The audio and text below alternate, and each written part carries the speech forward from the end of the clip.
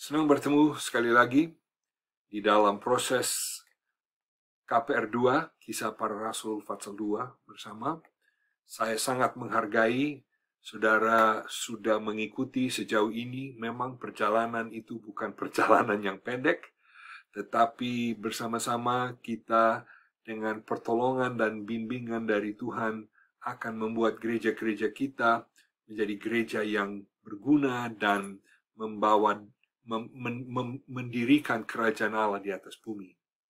Ini adalah yang kita sebut sebagai retreat 3, dan di dalam retreat 3, tekanan utama kita adalah kepada strategi. Namun sebelumnya kita akan melakukan sedikit ulangan, dan sekali lagi seperti biasa, saya akan minta kalau boleh saudara satu kali lagi membaca bersama-sama apa yang kita telah tayangkan di layar sini.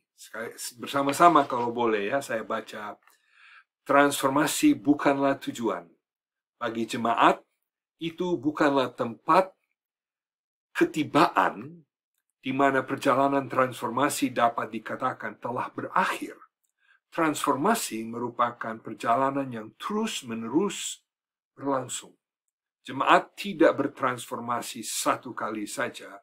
Mereka bertransformasi terus-menerus. Dan sekali lagi, kita mengingatkan saudara bahwa yang kita sedang lakukan ini adalah sesuatu yang seharusnya berjalan terus, walaupun saudara sudah selesai dalam tanda kutip, sudah selesai mengikuti proses KPR 2. Nah, sebelum kita memasuki bab pembahasan yang lain-lain, kita akan melakukan sedikit ulangan mengenai apa yang sudah kita pelajari sejauh ini. Pertama-tama, kita akan bicara sedikit mengenai misi, dan sekali lagi di dalam proses pembelajaran KPR 2, kata misi kita menggunakan untuk itu yang umum, yang besar, yang berlaku untuk semua gereja di mana-mana di atas muka bumi, untuk semua masa. Dan kita simpulkan misi itu di dalam dua kata yang sederhana, bukan dua kata, dua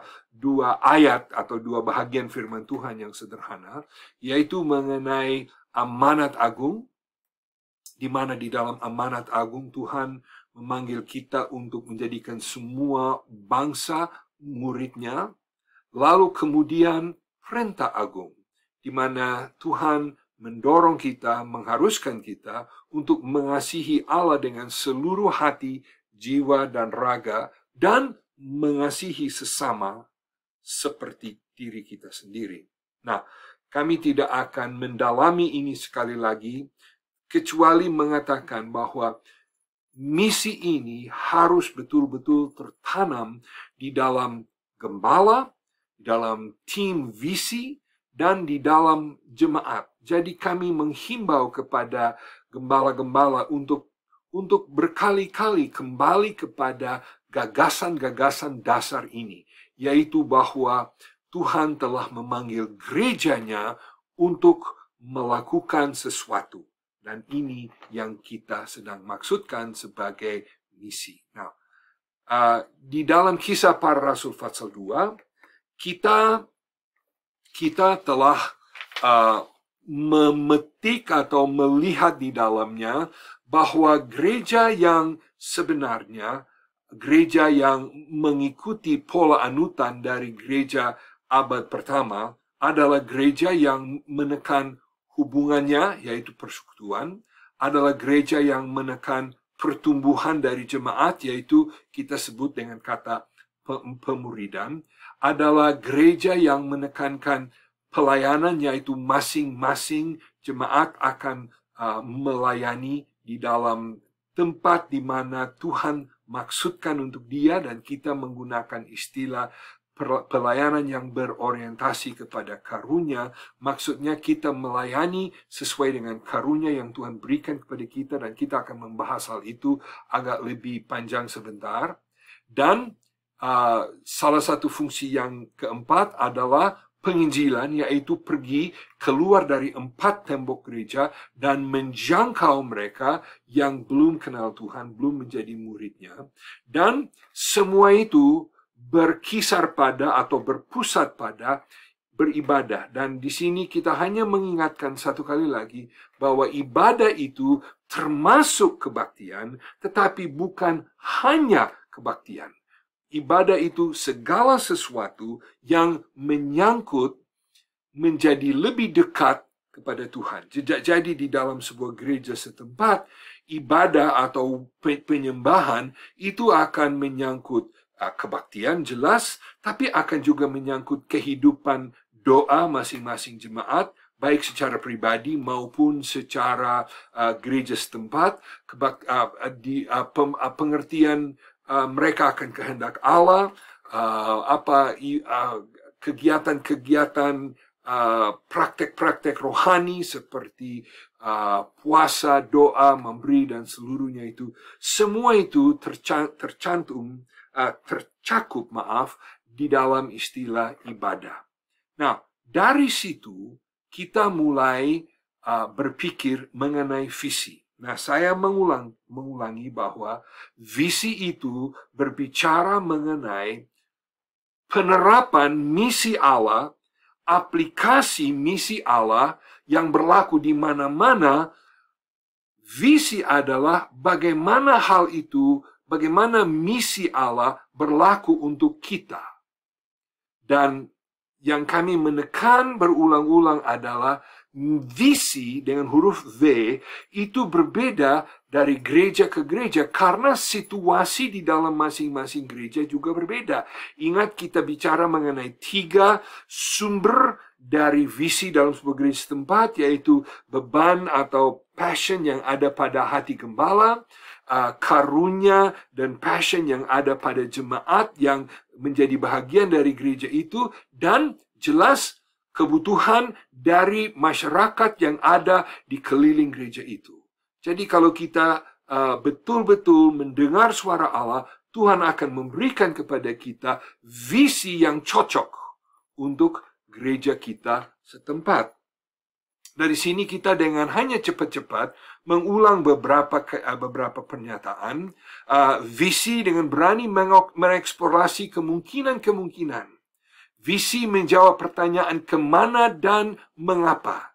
Visi mempersatukan orang pada satu perjuangan yang sama, satu visi. Ayo bersama-sama, ayo mari kita berjuang. Itu yang mempersatukan. Juga visi memberikan fokus yang jelas tentang tujuan yang ingin dicapai. Visi dapat dihafalkan, memberi inspirasi, ambisius dan relevan. Dan kata-kata singkat ini berarti visi itu sesuatu yang bisa dijiwai oleh jemaat. Maksudnya tidak harus menjadi satu makalah panjang. Biasanya kita katakan visi itu sebaiknya terdiri dari satu ungkapan, ya di antara 8 sampai 15 kata, lebih singkat boleh juga, tapi supaya itu bisa dimasukkan di dalam hati dari masing-masing. Visi itu lebih besar dari kemampuan kita untuk mencapainya, dan kita bertanya, apakah visi itu mengandung kelima fungsi Alkitabiah dari Kisah Para Rasul? Kembali kepada 5 fungsi yang sudah kita membahas berulang-ulang. Apakah visi itu mencakup penginjilan, pemuridan, persekutuan, pelayanan, dan ibadah? Seharusnya mencakup semua itu. Kalau tidak, belum lengkap. Seringkali orang pikir visi itu cuma angka kehadiran. Memang termasuk, tapi lebih dari itu. Apakah visi itu jelas dan dapat dipahami?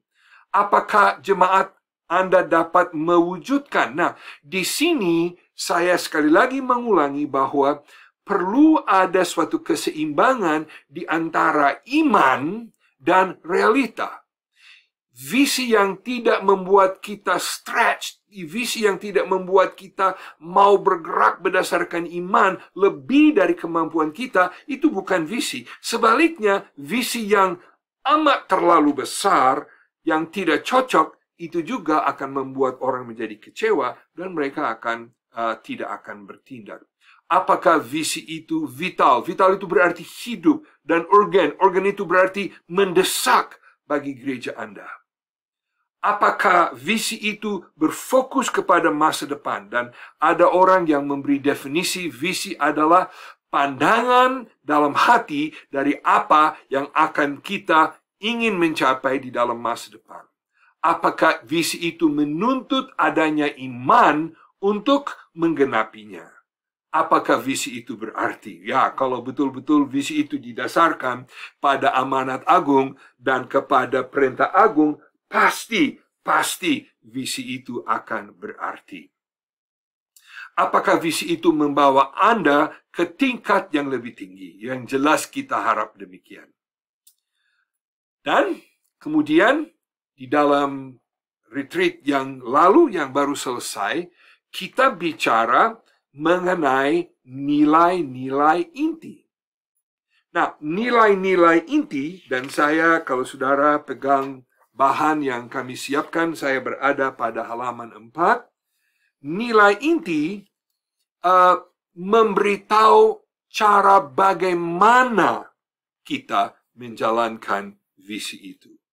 Visi itu memberitahu orang di dalam dan di luar jemaat apa yang membedakan, apa yang penting bagi gereja. Jadi boleh dikatakan nilai itu bukan sesuatu yang kita lakukan atau seperti visi, tetapi nilai adalah sesuatu yang seperti menjadi tolok ukur, yang menjadi kriteria. Sebagai contoh, ada orang yang suka nilai rajin. Ya, rajin, kalau cuma rajin tanpa ada arah, percuma. Ya, tetapi mengejar visi yang Tuhan berikan harus dengan cara rajin. Ya, itu yang kita maksudkan dengan nilai. Atau mungkin ada orang pakai nilai yang lain, seperti menghargai semua orang. Ya. Itu nilai. Atau nilai yang kita pelajari dari gereja pendeta Jeff Hartensfeld, nilai pentingnya orang yang belum kenal Tuhan, orang yang belum bergereja. Kalau itu menjadi nilai, itu berarti segala sesuatu yang kita lakukan dengan maksud untuk mempertimbangkan bagaimana kita bisa menjangkau orang-orang yang belum kenal Tuhan. Jadi, kita sekali lagi menyimpulkan secara cepat-cepat. Apa itu misi dengan huruf M? Misi adalah amanat yang Tuhan berikan kepada gerejanya. Biasanya kita bicarakan itu sebagai sesuatu yang mewujudkan amanat agung dan mewujudkan perintah agung. Sedangkan dari amanat, dari misi amanat itu dari Tuhan, maka muncullah visi. Visi itu khusus, lokal, setempat. Mungkin visi gereja tahun ini akan berbeda dari visi gereja 10 tahun yang lalu, dan berbeda dari visi 5 tahun yang akan datang. Misi dengan huruf M tidak pernah berubah. Visi dengan huruf V harus berubah. Kalau tidak, kita akan seperti susu yang sudah tidak berguna, kadaluarsa. Saya harap tidak demikian. Dan di belakang atau mengawasi semua itu adalah nilai-nilai kita. Baik, sedikit ulangan. Dalam sesi berikut, dalam video berikut, kita akan bicara sedikit mengenai strategi.